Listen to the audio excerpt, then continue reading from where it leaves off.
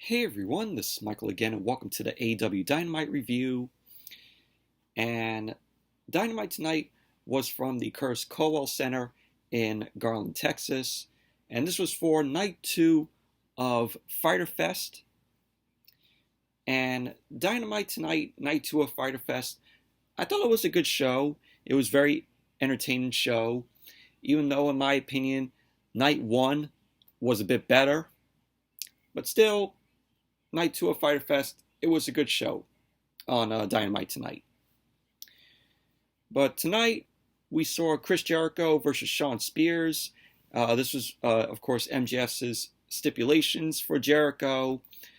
And, Shawn Spears can only use a chair in the match, but Jericho couldn't. So we had this match tonight. We saw Gallows versus Frankie Kazarian. Darby Allin versus Yuta. And the AEW Women's World Championship was on the line. Britt Baker ended up defending the title against Nyla Rose. We had Orange Cassidy versus The Blade. And in the main event, we saw a Texas Deathmatch. Lance Archer versus Jon Moxley for the IWGP United States Championship. Moxley defends the IWGP United States Championship. But overall, Dynamite tonight, night 2 of Fyter Fest, was a good, entertaining show. Even though, like I said, night 1 to me was a bit better. But before I get into the Dynamite review, news broke out today. And I want to touch up on this first thing in the news. It's AEW news. And it was reported that Daniel Bryan is now signed with AEW. And I'm reading this from bodyslam.net. And it says here in the article, an update as to the future of Daniel Bryan, Bryan Danielson, a source I have spoken to has told me that he is locked in and has 100% already signed a contract with AEW. In addition, I was told that Danielson was wanting to work less dates for comparable money. He wanted the ability to be able to work in Japan, and he wanted to have creative input on his character, which he got. So they are now giving Daniel Bryan creative input on his character when we see him debut on Dynamite. And it also said there are also tentative plans already in place for Danielson's AEW debut. And it says right here, we will have more on Bryan Danielson signing with AEW and potential plans for his debut soon. And this was written by Cassidy Haynes of bodyslam.net. So there you go. Daniel Bryan has signed with AEW. Good move on Tony Khan's part for signing Daniel Bryan. Even though a lot of people are like, oh yeah, Daniel Bryan's going to re-sign to WWE. But I knew at some point Daniel Bryan wasn't going to re-sign with WWE. He was going to sign with AEW. And this is a good move. Really am looking forward to seeing Daniel Bryan on Dynamite when he makes his debut. So that was the little news there. Another piece of news that, from what I heard, is CM Punk. CM Punk is in talks, or has been in talks for a while with AEW. Now, I will believe it when I see it. If Punk debuts in AEW, the only time that Punk will come to AEW is if the money is right for him. If Tony Khan throws him the amount of money that Punk is good with, and if Punk strikes a deal with Tony Khan and AEW, I think we will see Punk make his debut at All Out. because All Out is going to be in Chicago. It's CM Punk's hometown. So if Punk decides to show up at All Out, it's a great time to do it. It's in his hometown. It's going to get a big ovation from fans, and the wrestling world is going to go crazy. It's going to go wild.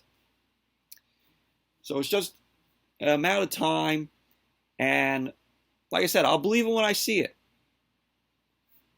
So, a lot of people want CM Punk to come back to pro wrestling, and I let that go, already. I let that go already of CM Punk returning to pro wrestling. But with this news that came out with CM Punk talks with AEW, even though he stated that he has been in talks for a while, like I said, I'll believe it when I see it. If they throw out money that's good enough for CM Punk that he's okay with, and if he's okay with the money that they give him, we could be seeing him, like I said, at All Out. So hopefully that happens, and it will be a great moment to see Punk again return to pro wrestling. So that's the news that I wanted to talk about. With Daniel Bryan signing with AEW and CM Punk in talks, or in talks coming to AEW. Hopefully that happens, but I'll believe it when I see it when it does happen, or if it does happen. But let's get right into the review. So, night 2 of Fyter Fest on Dynamite opened up with Chris Jericho versus Shawn Spears. This was a pretty good match.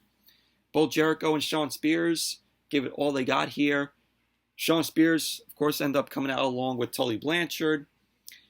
This match is the first of MJF's stipulations for Jericho. So MJF was on commentary during the match. Shawn Spears started the match out with the chair to Jericho, but Jericho was able to throw a punch that caused Shawn Spears to drop the chair. Jericho then delivered a clothesline to Shawn Spears, and he was throwing a bunch of chops to Shawn Spears. Spears was on the apron. He ended up getting knocked out to the floor by Jericho. Jericho then ended up launching Spears into the barricade. Jericho then took the camera and he was showing the crowd. The crowd ended up giving him a big pop.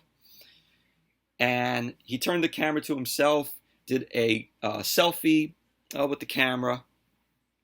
So he handed the camera back to the cameraman. Both him and Shawn Spears, both Jericho and Shawn Spears, ended up getting back to the ring. The crowd was behind Jericho here. So Shawn Spears went out to the floor again. Spears then grabbed another chair from underneath the ring. Jericho tried to go for a springboard drop kick, but Spears ended up throwing the chair right at him. So Shawn Spears ended up taking control, started swinging away on Jericho. Jericho was able to drop Shawn Spears. He went to the top, and Shawn Spears ended up throwing Jericho down to the mat. Went for the cover. Jericho kicked out at 2. Spears then ended up dragging Jericho into the corner, and Spears ended up wrapping Jericho's bad arm around the ring post. So he takes the chair, ends up hitting Jericho's bad arm on the ring post with the chair. So Shawn Spears ended up missing a splash in the corner because Jericho ended up moving out of the way.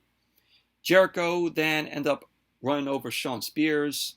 He then headed to the top, delivered a double sledge over Shawn Spears' head.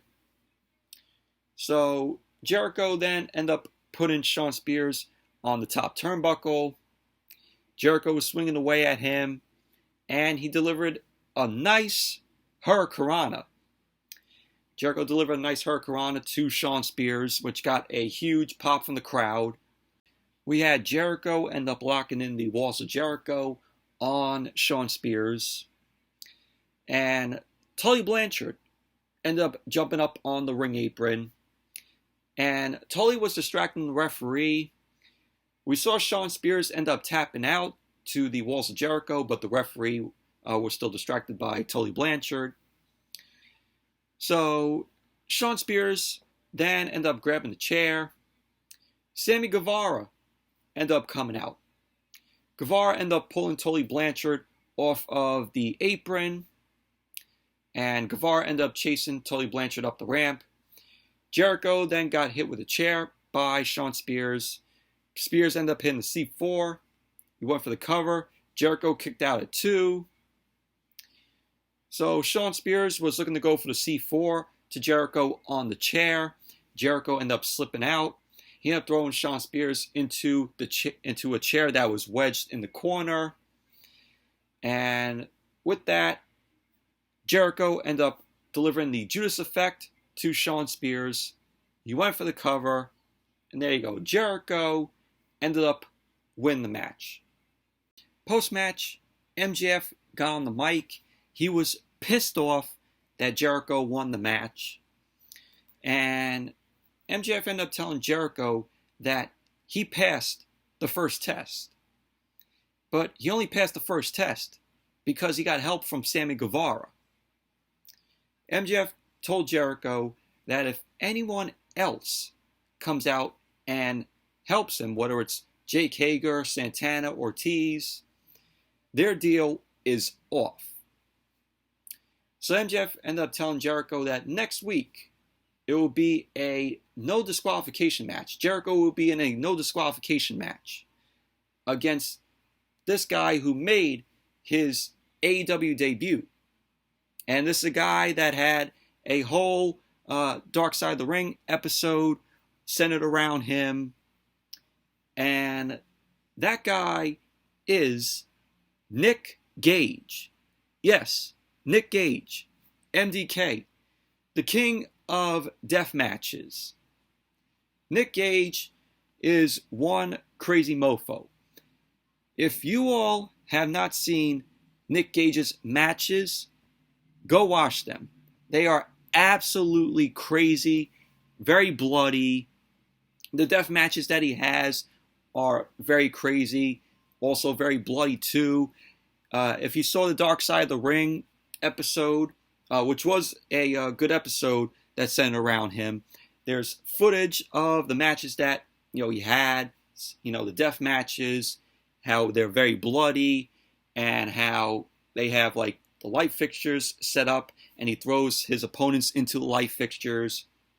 There was one point in the Dark Side of the Ring episode where he had a match and he was bleeding profusely that they had to call an ambulance.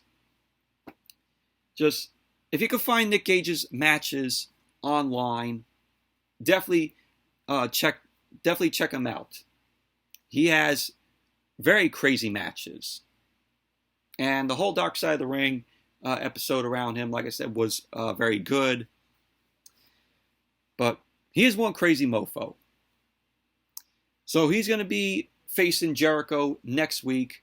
No disqualification match. Jericho is going to have his hands full next week. He might even be a dead man because of how crazy Nick Gage is when he's in a match. So Nick Gage headed out to the stage and he was talking some trash to Jericho. And pretty much that was how the segment ended, with MJF introducing Nick Gage. But this is going to be a crazy match next week. Like I said, Jericho is going to have his hands full with Gage next week.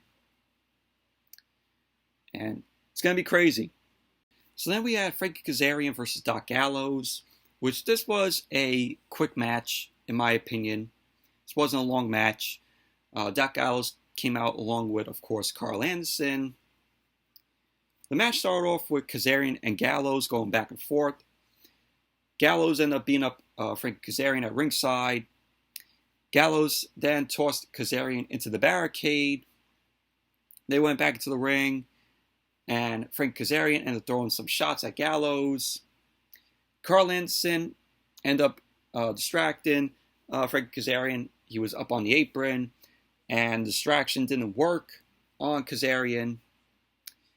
So Frankie Kazarian was looking to go for the crossface chicken wing on Doc Gallows, but Carl Anderson ended up getting up on the apron again, and the referee was distracted, and Doc Gallows ended up delivering a big boot to Frank Kazarian and delivered a sit-down powerbomb. So he went for the cover, and there you go. Doc Gallows ended up winning the match.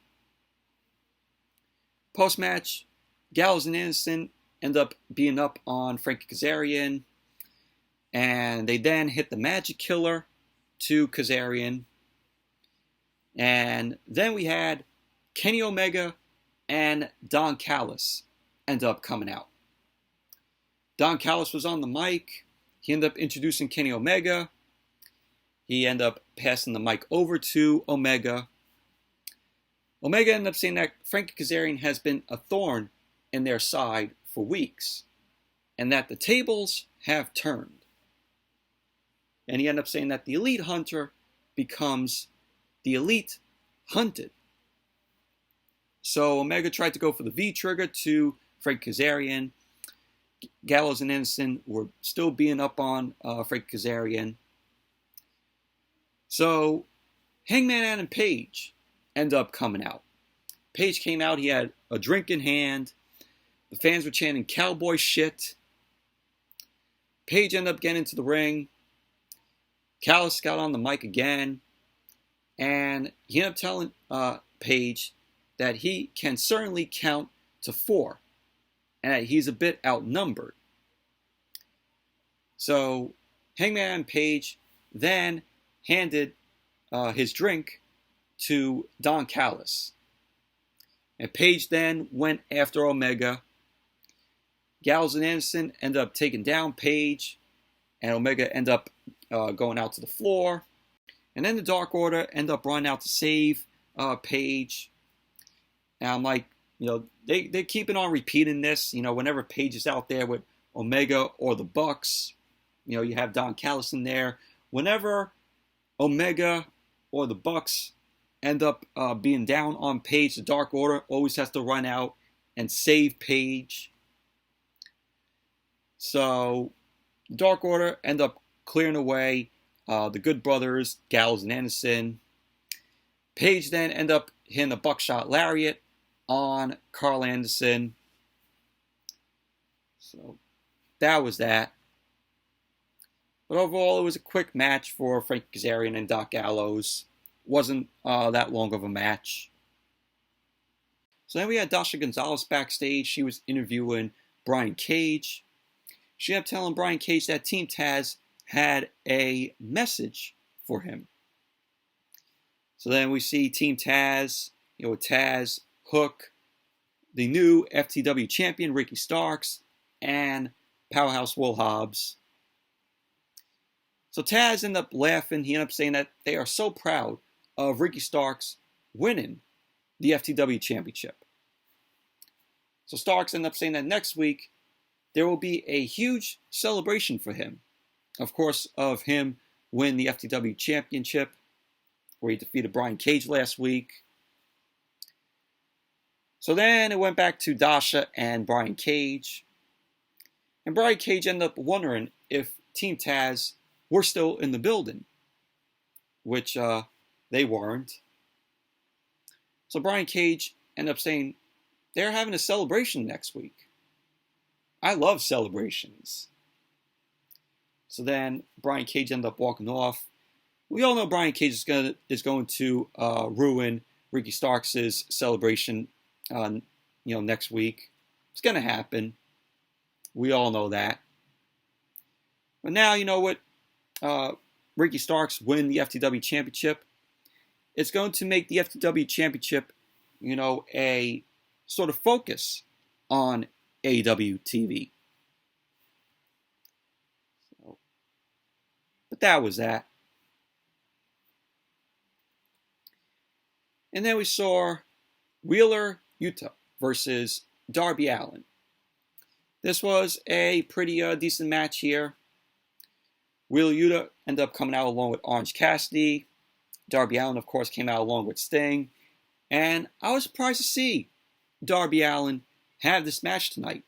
After him coming off the coffin match last week against Ethan Page, which was a very crazy match, which was the main event, with Darby Allin end up, getting hits from Ethan Page. Ethan Page ended up slamming Darby Allin on the steps. And then at the end of the match, Darby Allin ended up doing that coffin drop from the top through the coffin with Ethan Page still in it. I was surprised to see Darby Allin have this match tonight. And Darby Allin's ribs were all taped up. Of course, selling from the coffin match that we saw last week. So the match started off with Darby Allin going for an early crucifix pin, but Yuta ended up kicking out at 1. We saw Hikuleo, I think that's how you pronounce his name. And he was sitting in the crowd watching the match. Hikuleo is going to be in a match next week on Dynamite, where it's going to be a triple threat. He's going to be facing Jon Moxley or Lance Archer, whoever won the IWGP United States Championship in that Texas Deathmatch later on in the night. But we saw Hikuleo sitting there, watching this match. And Yuta ended up getting in some offense on Darby Allin, started throwing some kicks. He then dropped Darby Allin over the top rope, went for the cover, which Darby Allin ended up kicking out at 2. Darby Allin was throwing some chops at Yuta, throwing some chops in the corner. He ended up landing a kick to Yuta, and he ended up heading up to the top, and he ended up getting tripped by Yuta. Yuta ended up delivering a flying octopus. He ended up grinding his elbow into Darby Allin's ribs, which, like I said, were taped up. So Darby Allin ended up delivering a German suplex with the bridge to Yuta. Went for the cover, which Yuta ended up kicking out at 2. So Darby Allin ended up hitting a superplex from the top to Yuta. And then we saw on the floor, Sting and Orange Cassidy had a face-off. Cassidy ended up putting his hands in his pockets. Sting ended up giving him a light boot because Orange Cassidy was doing the little kicks to Sting. So Sting ended up giving him a light boot, which was funny. This was funny stuff here with Orange Cassidy throwing those kicks at Sting. And Sting ended up delivering just a little boot to Orange Cassidy. I thought that was funny. So we had Darby Allin end up hitting a stunner to Yuta. He ended up going up to the top, coffin drop, went for the cover. And there you go. Darby Allin ended up winning the match. Post-match, the Blade ended up coming out. The Blade ended up punching Orange Cassidy with brass knucks, which Orange Cassidy was laid out. So that was basically that. That was what happened after the match. But overall, Wheeler Yuta versus Darby Allin, it was a decent match. So then we had Britt Baker versus Nyla Rose for the AEW Women's World Championship. This match was meh, in my opinion. It was a very sloppy match. Wasn't that good. So Britt Baker ended up coming out along with Rebel. Nyla Rose, of course, came out along with Vicky Guerrero. So the match started off with Britt Baker. She was trying to keep Nyla Rose grounded. Rose ended up standing up with Britt Baker on her back. She ended up jamming Britt Baker into the corner. Britt Baker was looking to go for a roll-up, but Nyla Rose ended up kicking out at 2. She ended up trying again, and Nyla Rose ended up kicking out at 1. Nyla Rose then ended up lifting Britt Baker and slammed her to the mat and delivered a running senton to Britt Baker. Nyla Rose was talking some trash to the fans, to the crowd. Britt Baker was up. She ended up putting Nyla Rose on the top rope. So Nyla Rose ended up heading up to the top, but Rebel ended up pulling Britt Baker down to the apron. So Britt Baker ended up throwing Nyla Rose's face into the top turnbuckle. Rose was able to fight her way back into the match. She ended up dropping Britt Baker. She then ended up hitting some backbreakers to Britt Baker, and she finished it off with a fallaway slam. And Vicky Guerrero was just out there laughing. She was jawing at Britt Baker from ringside. So Britt Baker ended up dodging Nyla Rose, hit a sling blade, and she was looking to go for the cover, which Nyla Rose ended up kicking out at 2. So at the end of the match, we had Britt Baker end up applying the lockjaw onto Nyla Rose. Nyla Rose end up tapping. So there you go. Britt Baker wins the match, and she retains the AEW Women's World Championship. So, overall, the match was not that good. It was very meh, very sloppy. And then we had a press conference that took place earlier in the day. This press conference was between Santana and Ortiz and FTR. So this match is going to take place next week at Fight for the Fallen.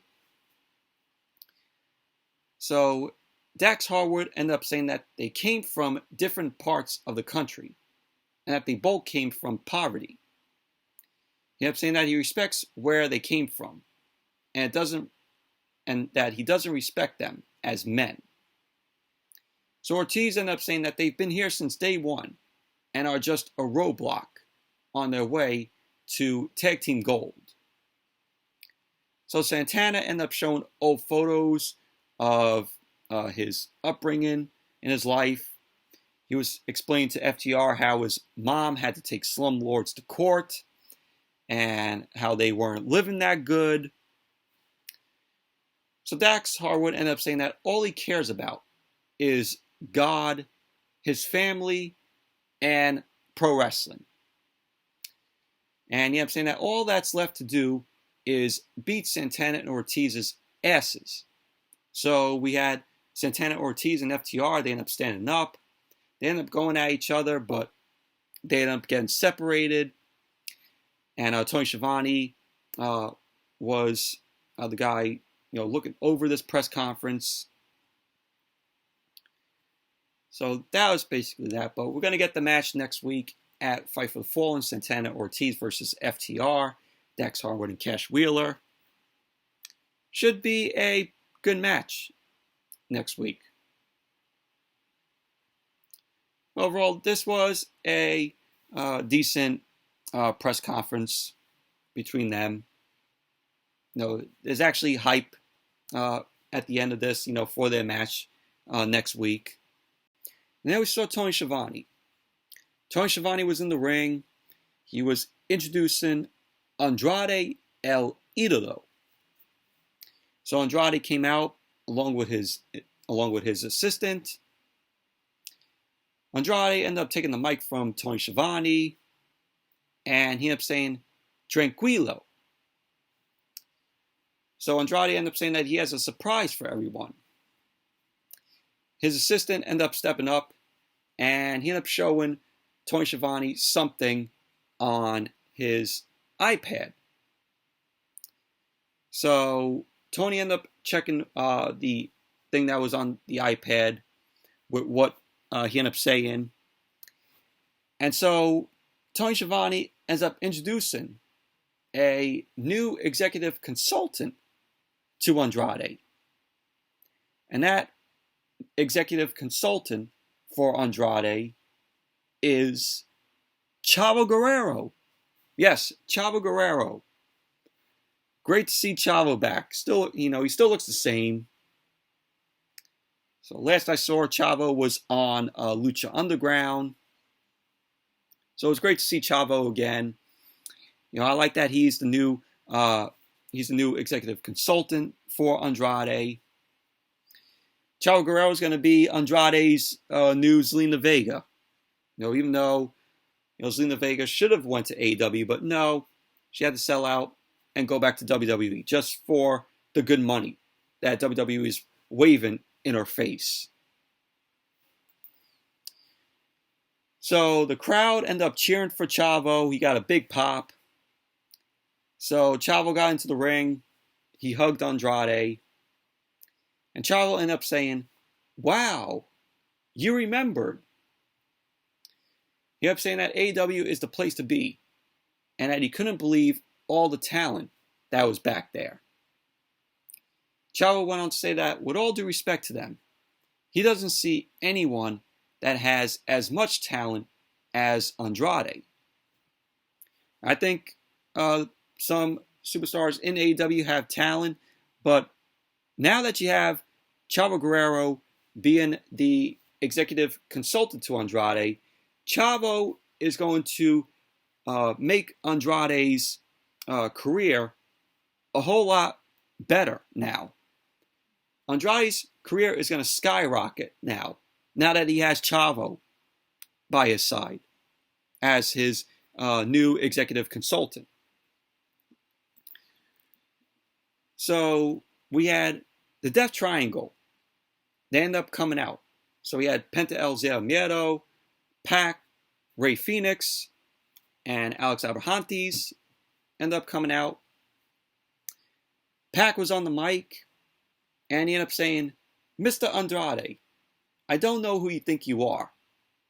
Last week, we heard our name in your mouth." So Pac was like, "Ladies and gentlemen, for the record, let it be known, the Death Triangle hides from no one."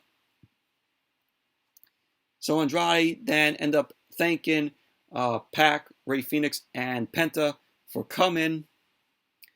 Andrade ended up saying that Penta and Fenix are good, but he is great. So Andrade was speaking some Spanish. He ended up saying that he is an elite superstar. So Chavo then got back on the mic. Chavo ended up saying that everyone knows they are great, but their waists aren't shiny enough. He ended up saying that if they want to go to the next level, they should listen to Andrade. So Pac ended up saying that he doesn't know what planet Andrade is on. He ended up saying that they don't work for him, and that they are a team, and also they are a family. Phoenix ended up saying that they are family.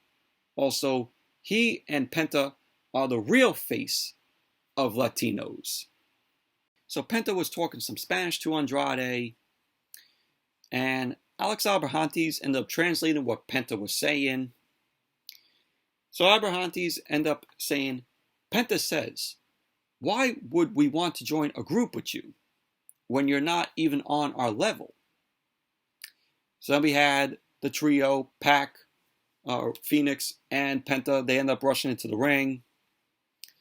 Andrade ended up saying that everyone works for him. Everyone. So we had referees end up coming into the ring to keep these guys separated. So we had Andrade and his assistant and Chavo end up leaving the ring. And that was basically that. But can you imagine seeing Andrade and Chavo teaming up, either taking on these three guys, whether it be Pac, Phoenix, or Penta? It will be awesome, seeing Andrade have matches with either Pac or Phoenix or Penta. It would be awesome. And like I said, now that Chavo is Andrade's new executive consultant, he's going to take Andrade all the way up in his career in AEW. Andrade's career in AEW is going to skyrocket now. So Andrade is very talented. He's just a talented guy. But I think this does good for Andrade. Now that he has Chavo with him. So then we saw Hardy Family Office. This was done earlier in the night. The Hardy Family Office were in the ring to explain why Matt Hardy wasn't around. So then we saw a brawl with Jungle Boy, Marco Stunt, and Christian Cage. They ended up going down after the Hardy Family Office ended up taking out Marco Stunt. And Christian ended up saying that himself, Jungle Boy, and Luchasaurus are going to have a match next week against Private Party and Angelico. So there you go. That was what we saw. So then we saw QT Marshall, Aaron Solo, and Nick Comoroto. They were talking with Alex Marvez about pouring a drink on Tony Schiavone's head last week, which they did. So Alex Marvez ended up wondering if they will do that to him. And they end up saying that, oh, Marvez is being very nice. So Marvez was wondering if they should give Tony Schiavone an apology, if QT, Aaron Solo, and Nick Comoroto will give Tony Schiavone an apology. So QT ended up saying next week they will give Tony Schiavone an apology in the middle of the ring. So that was that. And then we had The Blade versus Orange Cassidy. The Blade came out along with, of course, the Bunny. Orange Cassidy came out, of course, with Chris Statlander, the Alien. So we had The Blade didn't think that Orange Cassidy would be coming out because of what he did earlier, where The Blade ended up hitting Orange Cassidy with the brass knucks. So he wanted the referee to raise his hand. The Blade wanted the referee to raise his hand, but Orange Cassidy ended up slipping into the ring, and the match got underway where Cassidy ended up dropping the Blade. He was looking to go for the orange punch, but Blade ended up getting out of the ring. The Blade ended up getting back into the ring. He ended up putting Orange Cassidy down. Orange Cassidy then ended up hitting the Stun Dog Millionaire to the Blade. Blade then got back up, delivered a gut wrench bomb on the top rope to Orange Cassidy. Blade was just chopping away at Cassidy. He was throwing him into the corner. Cassidy ended up landing a few strikes to the Blade. So we saw the Bunny end up getting involved. She ended up hopping on the apron. Chris Statlander ended up running down, ended up pulling the Bunny down. So Orange Cassidy ended up going for a suicide dive, and the Blade ended up pulling Chris Statlander in front of him. Orange Cassidy then ended up shoving the Blade into the Bunny. So they end up heading back into the ring.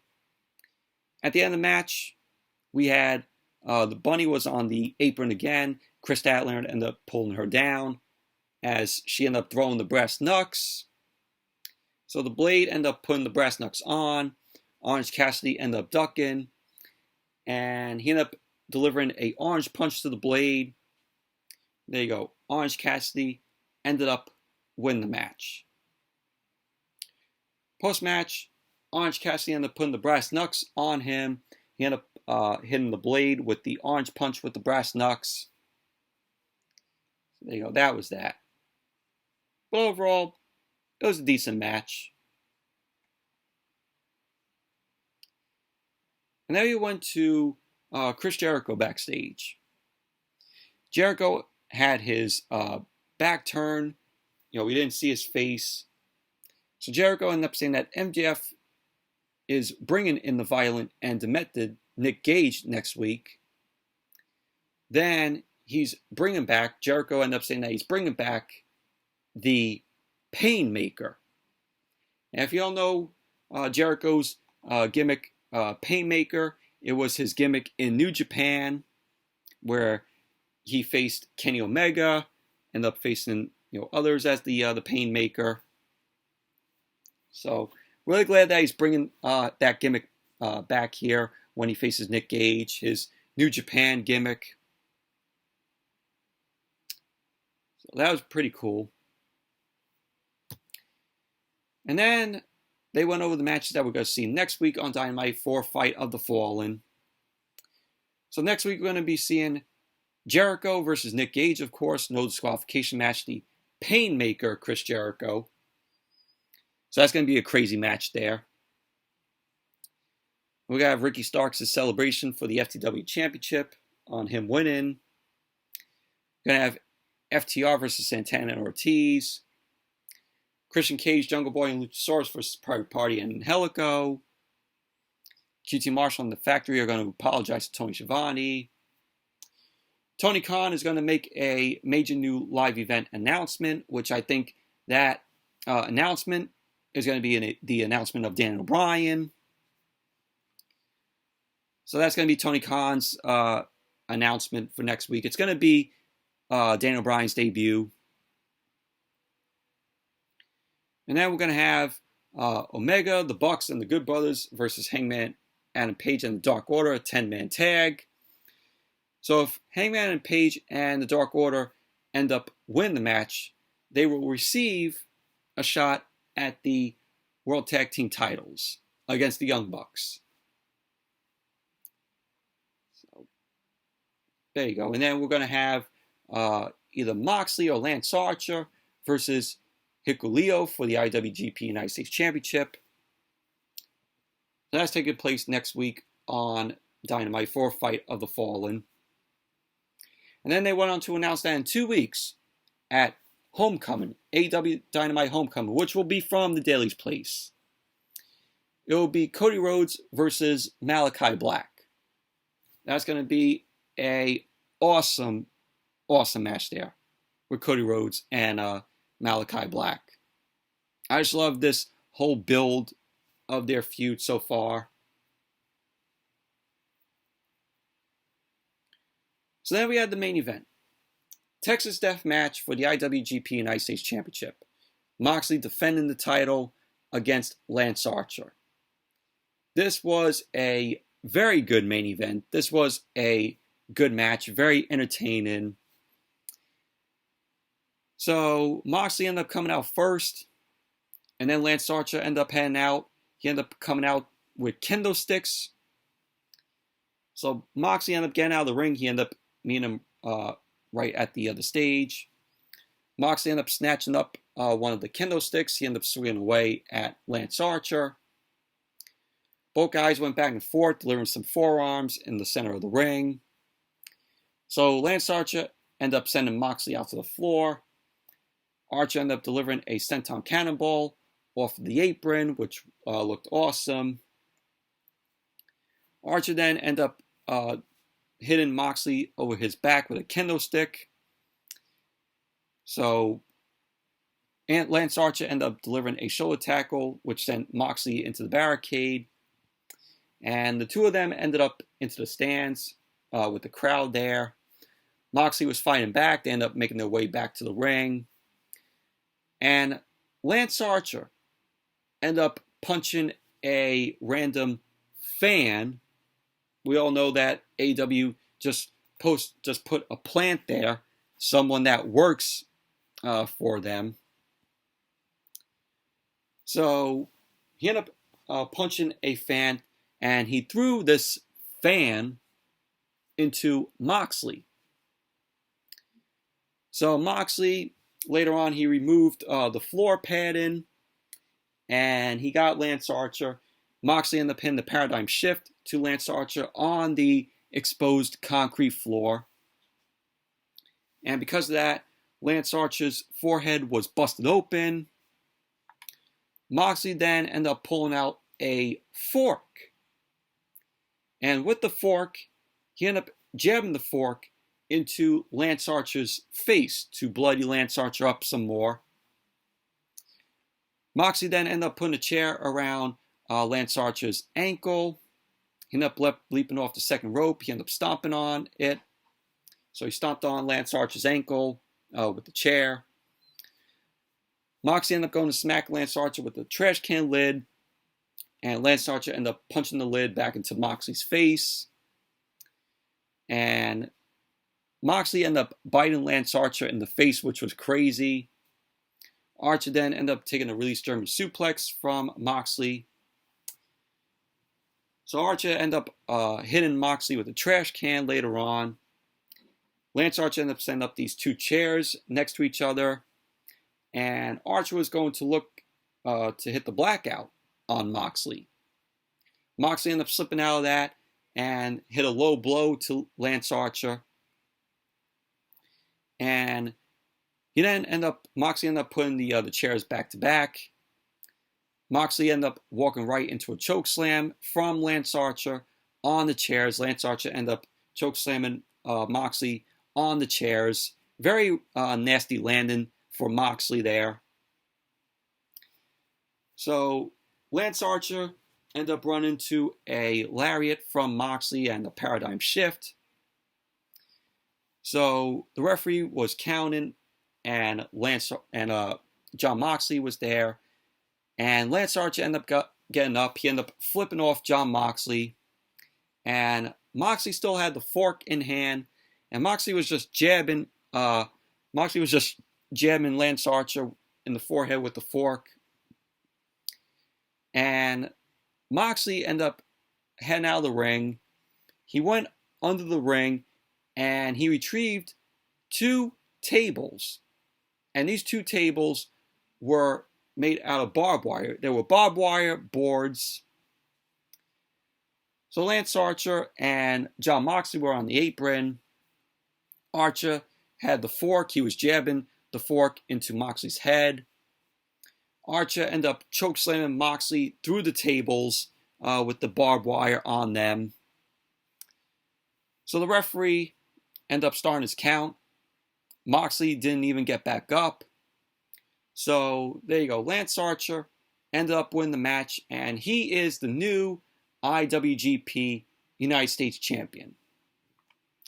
And that's awesome there. Post-match, Hikuleo, I think that's how you pronounce his name. He ended up getting into the ring, and he faced off with Lance Archer. So Lance Archer ended up smiling. He ended up holding up the title. And that was how Dynamite went off the air tonight. So next week we're going to be seeing Lance Archer versus Hikuleo for the IWGP United States Championship. So never seen Hikuleo in the ring before. Hopefully he impresses. But overall, this was a very good, entertaining match. Very good main event for Moxley and Lance Archer for the title. Just very entertaining and bloody. I love the spot, with the fork, with Moxley using the fork on Lance Archer, and then later on, Archer using the fork on Moxley, and Moxley going through the tables with the barbed wire. So, overall, it was a very entertaining match, and it was a very good show, Dynamite, tonight with Night 2 of Fyter Fest, even though I said Night 1 was a bit better. But anyways, that's it for my review of tonight's AEW Dynamite. Thank you all for watching. Hope you all enjoyed this review. Definitely give the video a thumbs up, comment, subscribe, and until the next video, I'll see you all later.